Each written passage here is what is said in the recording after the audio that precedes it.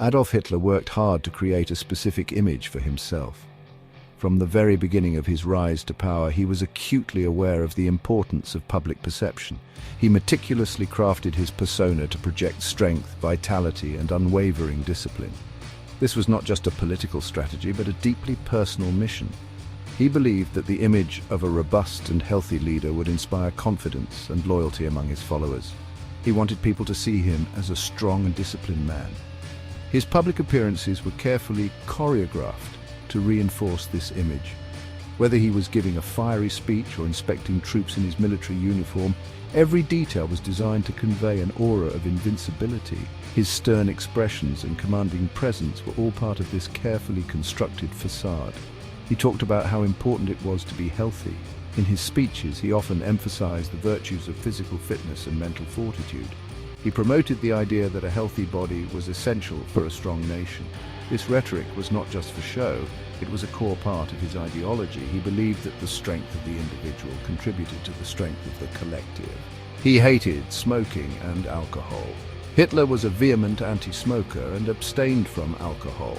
He saw these habits as weaknesses that could undermine the health and efficiency of his people. Under his regime, there were extensive anti-smoking campaigns, and he personally discouraged those around him from indulging in these vices. His disdain for these substances was well known and became a part of his public persona. But this image of good health wasn't the whole story.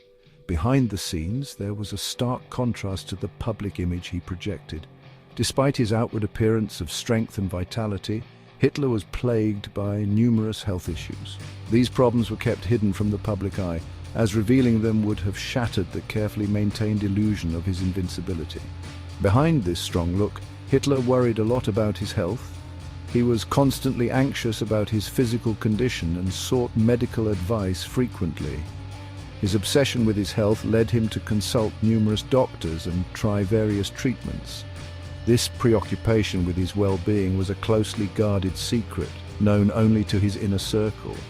He was a hypochondriac, very afraid of getting sick, especially from cancer, the disease that killed his mother. This fear was deeply rooted in his psyche and influenced many of his decisions. His mother's death from cancer had a profound impact on him, and he lived in constant fear of succumbing to the same fate. This paranoia drove him to take extreme measures to protect his health. This fear made him easy to influence by anyone who promised to keep him healthy. His vulnerability in this regard made him susceptible to the influence of those who claimed to have the answers to his health concerns. He was willing to try almost anything if it meant alleviating his fears and maintaining his image of robust health. This weakness led him to a doctor who would change his life and the world forever. Dr. Theodor Morell became his personal physician and had a significant influence on him. Morell's treatments and advice shaped many of Hitler's actions and decisions. The relationship between Hitler and Morell was complex and had far-reaching consequences, not just for Hitler's health, but for the course of history itself. Dr. Theodor Morell wasn't a very good doctor. Even though he wasn't very qualified, Morell became close to Hitler and eventually became his personal doctor, a very important job. Morell's treatments were strange. He gave Hitler live bacteria, vitamins, and lots of different drugs.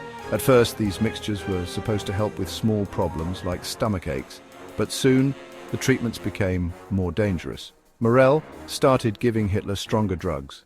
What began as help for small problems turned into a serious addiction with terrible results. As World War II went on, Hitler became more and more addicted to drugs. Morell's prescriptions became very important. Hitler got daily shots of stimulants, like methamphetamine, to keep him awake and focused. The stress of the war and his worries about his health made him even more likely to become addicted. Hitler started taking more and more drugs, including cocaine, heroin, and other strong painkillers. These drugs, meant to be used for a short time, were given to him regularly and in large amounts without anyone thinking about the dangers. Hitler's mind and body became dependent on these drugs. Hitler's drug use clearly affected his decisions during the war. As his addiction got worse, his behavior became strange. Historians and writers who study his life noticed big changes in his personality. He became angry and would shout at people who worked for him. His plans for the war, once clever and careful, became confused and unrealistic. Mistakes like invading the Soviet Union can be blamed in part on Hitler's drug use. The once charming leader was now a different person, his thinking unclear because of the drugs he was taking. All the drugs Hitler took damaged his body. He started shaking, a clear sign of drug use. In the last years of the war, everyone could see how sick he was. Photos and stories from people who saw him show a man who was falling apart. His hands shook badly. He shuffled when he walked. His skin looked unhealthy. The strong, healthy image was gone. He was now weak and sick, just like his government and the Nazi Party. At the end of the war, as the Allies came closer to Berlin, the city was in chaos. The once mighty German capital was now a battlefield, with soldiers and civilians alike caught in the crossfire. The relentless advance of the Allied forces signaled the imminent collapse of the Third Reich. Hitler hid in his bunker deep beneath the city. This underground fortress, designed to be his last stand, became a prison of his own making. Isolated from the outside world, he was surrounded by a dwindling number of loyal followers. Alone and about to lose the war, his drug use got even worse. The stress of the impending defeat and the isolation took a heavy toll on him. His once ironclad resolve was now crumbling, and his physical and mental state deteriorated rapidly. Because he was trapped, he couldn't get his usual drugs and started having withdrawal symptoms. The medical supplies that once kept him functioning were now running out. The bunker, once a symbol of his power, became a place of suffering and despair. Without his drugs, he was in terrible pain, both physically and mentally. The withdrawal symptoms were severe, causing him to experience intense agony. His body, once a vessel of his ambitions, was now betraying him. People who saw him in those last days said he was shaking, paranoid, and seeing things that weren't there. His mind, once sharp and calculating, was now clouded by fear and hallucinations. The man who once commanded armies was now a shadow of his former self. He was very different from the strong leader he pretended to be. The charismatic orator who had once captivated millions was now a broken man. His speeches, once filled with fervor and conviction, were now incoherent and desperate. The once powerful Führer was now a broken man, controlled by his addiction and facing death. The end of the war marked the end of his reign of terror. In his final moments, he was left to confront the reality of his actions and the devastation he had caused. The bunker, once a symbol of his strength, became his tomb. Historians still discuss how much Hitler used drugs. The Nazis, who were good at controlling information, hid Hitler's addiction from everyone. They destroyed medical records and made people promise not to tell. This makes it hard to know exactly how much he used. But there's enough proof to show that he was addicted and that it affected his decisions and behavior. Hitler's story shows how dangerous it is when powerful people abuse drugs. His addiction, helped by his doctor, was terrible not just for him but for millions of people. It shows how important it is to be careful and hold leaders responsible. The temptation of drugs, along with the stress of being a leader, can be bad for even the strongest people. Hitler's addiction is a warning for everyone, showing how unchecked power and drug use can be disastrous for the world. Hitler's drug addiction wasn't just a personal problem, it was a dark secret that had far-reaching consequences, not only for him but for the entire world. His dependency on various substances, including amphetamines and opiates, was meticulously managed by his personal physician, Dr. Theodor Morell. This addiction influenced his behavior, his decisions, and ultimately the course of history.